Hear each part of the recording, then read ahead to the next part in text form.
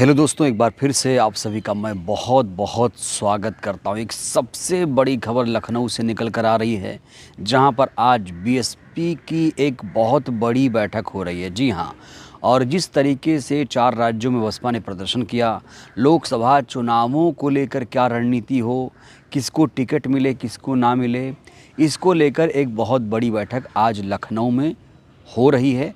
इस पर हम बात करेंगे। साथ ही साथ एक बहुत बड़ी खबर निकल कर ये आई है कि अमरोहा के सांसद के खिलाफ कार्रवाई हो गई है।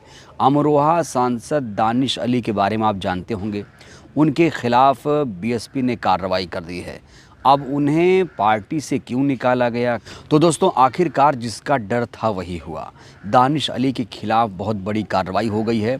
दानिश अली साहब, आपको याद होगा, काफ़ी मुखर वक्ता हैं वो, बसपा के कद्दावर सांसद हैं वो।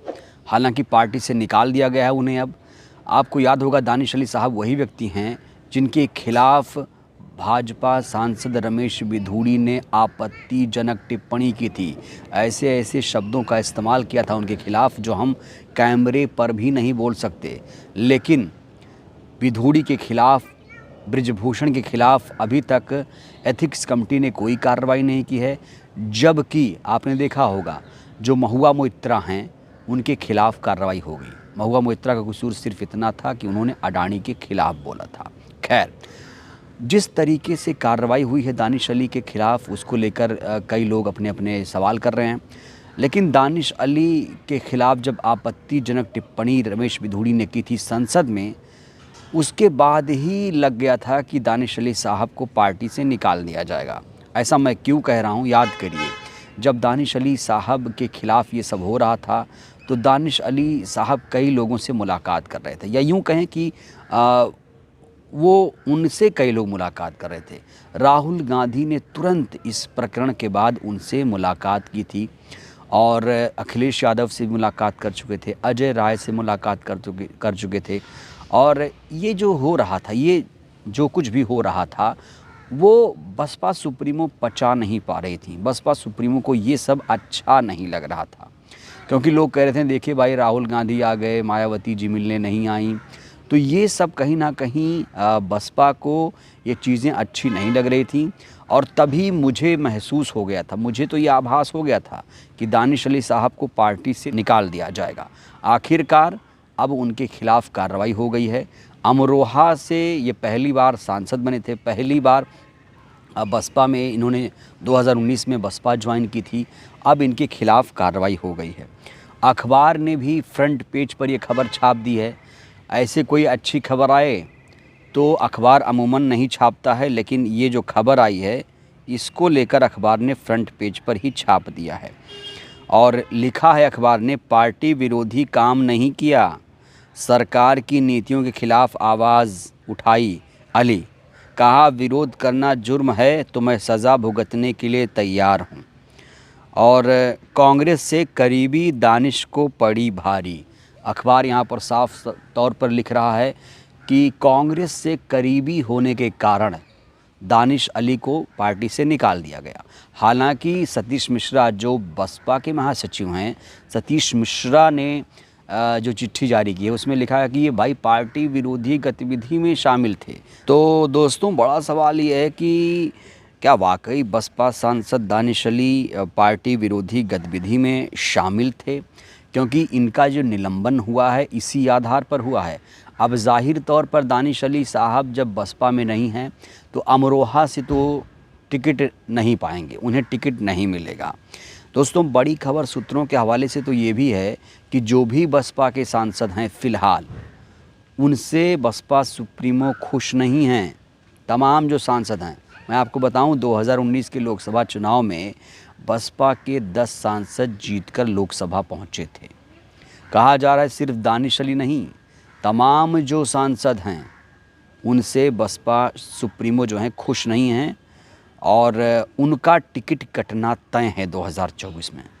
तो दोस्तों, मायावती जी ने जिस तरीके से कार्रवाई की है, जिस तरीके से बसपा ने दानिश अली साहब को निकाला है, उसके बाद कुंवर दानिश अली साहब ने प्रतिक्रिया दी है ट्विटर पर। उन्होंने लिखा है, मैं बहन मायावती जी का हमेशा शुक्रगुजार रहूँगा कि उन्होंने मुझे बीएसपी का टिकट देकर लोकसभा का सदस्य बनने का मौका दिया। बहन जी ने मुझे बसपा संसदीय दल का नेता भी बनाया। मुझे सदैव उनका असीम स्नेह समर्थन मिला। उनका आज का फैसला दुर्भाग्यपूर्ण है। मैंने अपनी पूरी मेहनत की, लगन से बसपा को मजबूत करने का प्रयास किया, कभी भी किसी प्रकार का पार्टी विरोधी काम नहीं किया। इस बात की गवाह मेरे अमरोहा क्षेत्र की जनता है।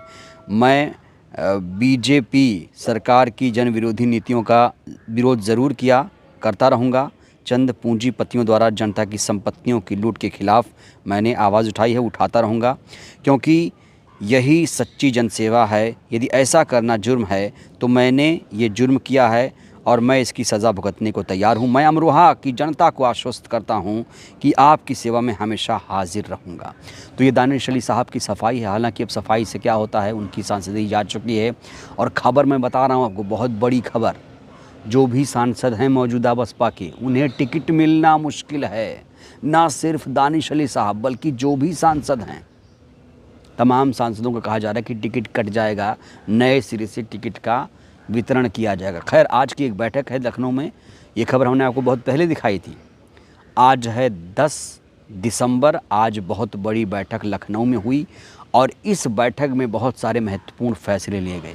कहा जा रहा है कि नए सिरे से टिकट का बंटवारा होगा और मिशन 80 को लेकर बसपा जुट चुकी है। अब देखते हैं क्या कुछ होता है। खैर, 4 राज्यों में जिस तरीके से बसपा का प्रदर्शन रहा, उसको लेकर भी लगातार कार्रवाई हो रही है, क्योंकि मध्य प्रदेश में बसपा को कोई सीट नहीं मिली है, छत्तीसगढ़ में नहीं मिली है।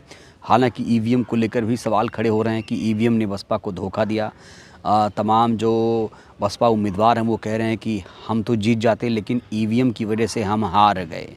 तो तमाम बातों की समीक्षा यहाँ पर की जा रही है, रणनीतियाँ बनाई जा रही हैं। अब बसपा किस तरीके से आगे बढ़ेगी, दोस्तों, तमाम जो कई लोगों को बसपा ने इस समय निकाला है। आपको याद होगा दोस्तों, बसपा ने कई नेताओं को जन विरोधी गतिविधियों के कारण पार्टी से निष्कासित किया है, चाहे इमरान मसूद हों, चाहे अमरोहा सांसद दानिश अली साहब हों, तमाम लोगों को निकाला है। और क्या होगा 2024 में, इसको लेकर रणनीति लखनऊ में बन रही है। गठबंधन होगा कि नहीं होगा, इंडिया गठबंधन के साथ जाएंगी कि नहीं जाएंगी, क्या होगा, क्या गठबंधन से चुनाव लड़ेंगी या बिना गठबंधन के वो लोकसभा चुनाव लड़ेंगी, ये बहुत बड़ा सवाल है। देखते हैं क्या होता है। तो ये है बहुत बड़ी खबर आज की, जिसे आज हमने आप तक पहुंचाने की कोशिश की। दोस्तों, फिलहाल के लिए इस वीडियो में इतना ही। वीडियो अच्छी लगी हो तो लाइक करिए, चैनल को सब्सक्राइब करिए, सहयोग करिए, वीडियो को जन जन तक पहुंचाइए, जिससे देश की जनता जागरूक हो। शुक्रिया।